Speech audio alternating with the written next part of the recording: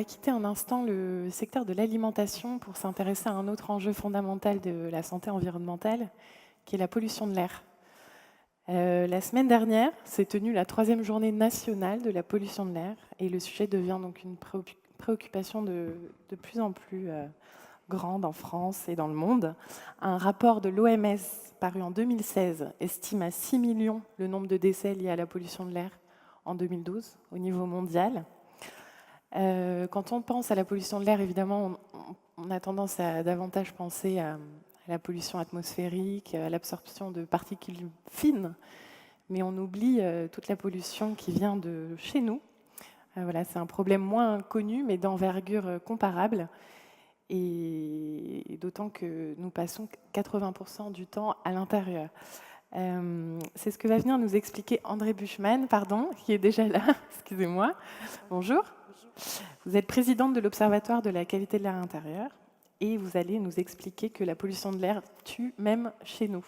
À vous. Merci beaucoup. Bonjour. La pollution de l'air tue peut-être, mais la pollution de l'air rend surtout malade.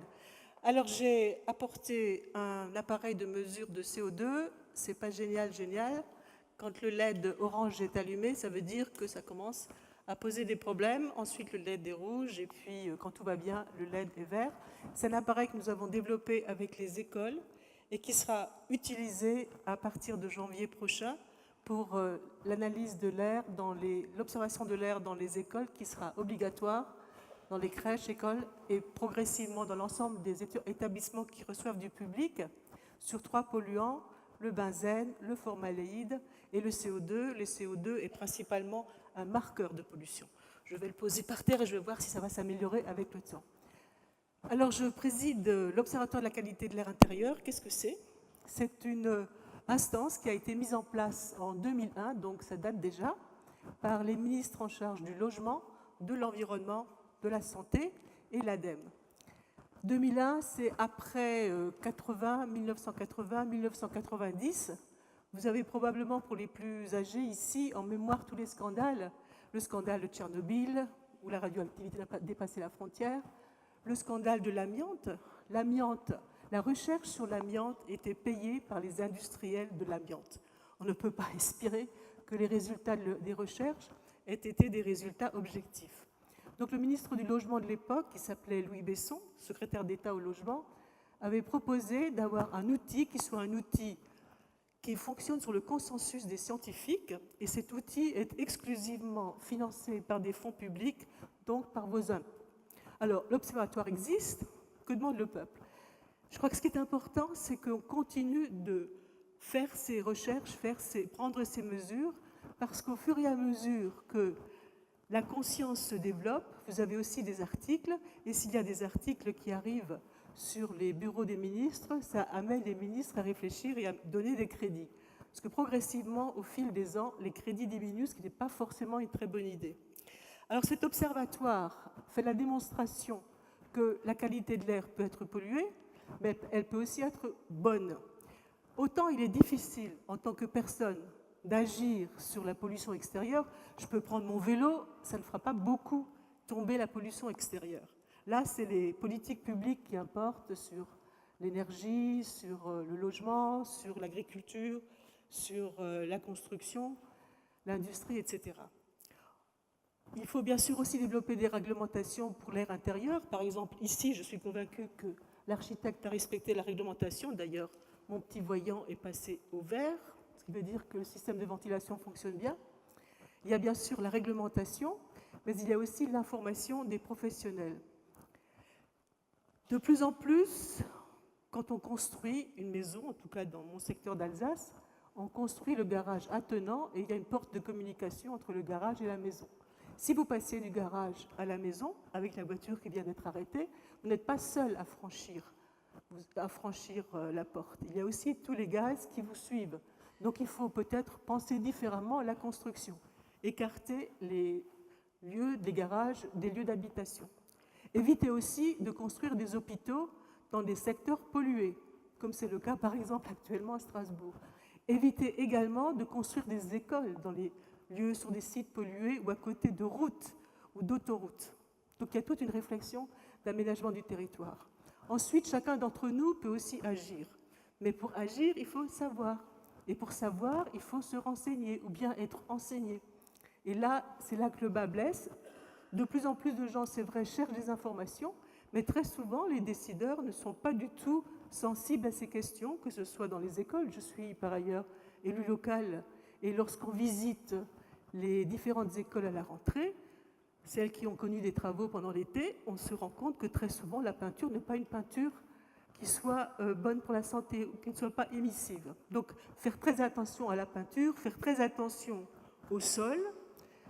Un enfant qui est en contact avec une molécule cancérigène, bébé, peut très bien développer un cancer 20 ans plus tard. Il y a donc une nécessité de prendre en considération tous ces espaces tout de suite. Quand un bébé arrive, très souvent, on se dépêche de refaire la chambre pour qu'il soit bien accueilli. Mais il vaut mieux refaire la chambre assez en amont et avoir disposé de 2 mois pour permettre aux locaux ou à la future chambre d'être ventilés.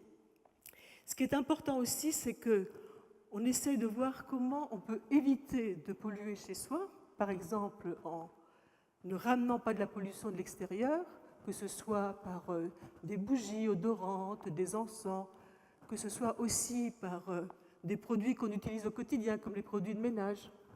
Faire en sorte également de toujours avoir ce réflexe que nos grands-mères nous enseignaient. Quand je fais la cuisine, j'ouvre la fenêtre. Quand je passe l'aspirateur, j'ouvre la fenêtre. Et cette question d'aération est une question fondamentale, principale, la question du renouvellement d'air, qu'on ne prend pas toujours en considération. Alors là, on vient de lancer une grande politique sur les bâtiments en basse consommation, les bâtiments à efficacité énergétique. C'est une très bonne idée, mais en même temps, il est difficile d'obtenir qu'il y ait une approche intégrée de penser énergie, mais de penser aussi air. Et en tant qu'observatoire, nous sommes en train de suivre des bâtiments qui ont été construits. Et un des problèmes qui se pose, c'est la question des moisissures à l'intérieur, donc un trop d'humidité à l'intérieur des bâtiments efficaces en énergie. Mais sinon, globalement, tout va bien. J'ai un ami architecte qui conçoit globalement toujours la maison en fonction de l'air intérieur. Il dit que quand l'eau est polluée, on peut aller acheter éventuellement de l'eau au supermarché. Quand l'air est pollué, qu'est-ce qu'on fait? On ne fait rien. Et ça, c'est une question qui touche tout le monde, que ce soit les pouvoirs publics, les hommes politiques, les responsables industriels ou bien le consommateur au quotidien. Donc ça, c'est un sujet très important. On a commencé à lancer des études sur les écoles, on a commencé à lancer des études aussi sur les EHPAD, parce que les personnes âgées, même si elles sont âgées, ont droit à un environnement de qualité, parce que la mauvaise qualité de l'air a des incidences assez graves sur la santé des gens. Donc ce que je voudrais vous dire pour finir, c'est un vrai sujet, c'est un sujet qui coûte cher aussi à la société. Nous avons fait une étude en 2015, en travaillant uniquement sur 6 polluants, en faisant des estimations sur 6 polluants. Le coût pour la société française est de 20 milliards par an, ce qui est considérable. Et vous qui êtes mutualiste, si on peut faire baisser cette somme, ça permettra aussi de diminuer ou d'agir sur les déficits de la sécurité sociale, même si vous n'êtes pas directement la sécurité sociale. Donc il y a tout un travail à faire. Il y a aussi les conseillers médicaux en environnement intérieur qui ont été mis en place à partir de l'université de Strasbourg autour de l'hôpital universitaire. Les conseillers médicaux en environnement intérieur sont des personnes qui vont au domicile du patient, qui essayent de voir dans l'environnement direct qu'est-ce qui peut agir sur l'état de santé du patient et essayent de faire en sorte que le patient travaille directement sur son environnement. Il y a souvent des asthmatiques qui, malheureusement, ont des chats ou des chiens, donc tout à fait un des éléments qui les induisent à être à la dégradation de leur état de santé. Chaque fois qu'on va à un congrès médical, il y a de nouvelles pathologies qui arrivent. Alors au début, on parlait asthme, allergie, puis AVC, cancer, maladies cardiovasculaires, etc. Ce qui veut dire que si on travaille globalement, et ça a déjà été dit, et je crois que c'est important, sur la qualité environnementale, on arrive aussi immédiatement à travailler sur la santé humaine. Donc je compte sur vous pour que vos mutuelles, les mutualités prennent ça en considération et fassent suffisamment pression sur le monde médical pour que progressivement le ministre de la Santé estime que c'est un sujet aussi important que le tabac, que l'alcool ou bien que les autres priorités qui sont fixées par le gouvernement. Je vous remercie.